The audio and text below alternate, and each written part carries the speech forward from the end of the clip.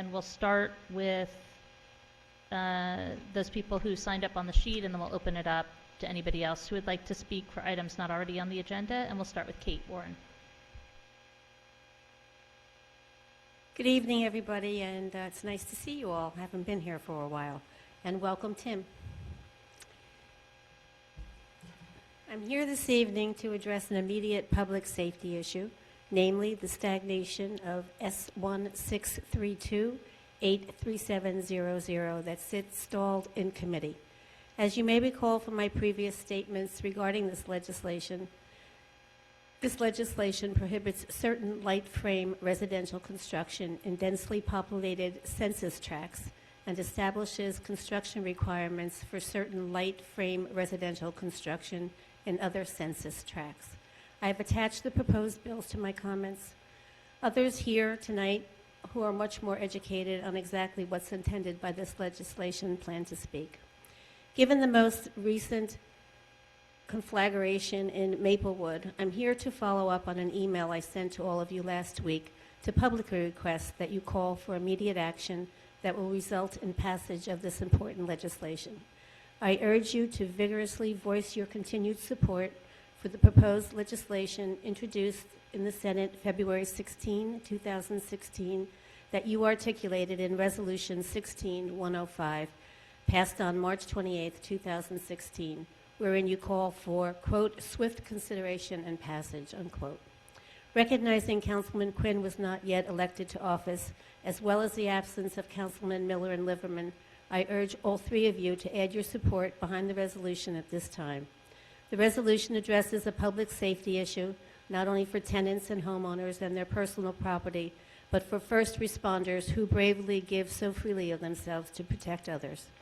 These bills sit stalled in both the Senate Committee on Urban Affairs Committee, chaired by Democrat Senator Jeff Van Drew, as well as the Assembly Housing and Community Development Committee, chaired by Democrat Assemblyman and Speaker Pro Temp Jerry Green.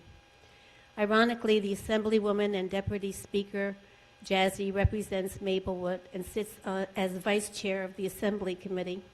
Hopefully, having this issue hit so close to her constituents is ample motivation for her to move the legislation quickly. This legislation was introduced in response to an Edgewater fire in 2014 that displaced 500 individuals. Since that time, there have been at least 2 additional devastating fires in New Jersey where lightwood construction has been utilized.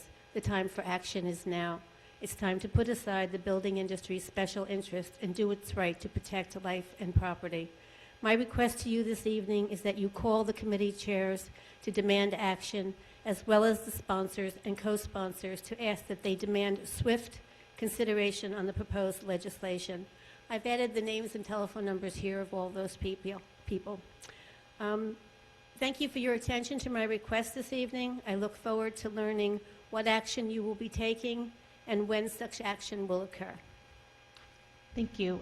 I was going to wait for this for reports, but I'll just jump in right now and give part of my report. I was down in Trenton earlier last week for a mayor's legislative day and had the opportunity to pose the question about the stalled legislation to Senate President Sweeney and also Vincent Prieto, who's the Speaker of the Assembly. And the Assembly Speaker, Vincent Prieto, said he was planning to move forward with it soon, he said. And the Senate President didn't answer the question. So I can report on that. And I'd like to hear, I think there's a few other people who signed up to speak on this, and then we can talk as a council about a response. So Lexi Asmus.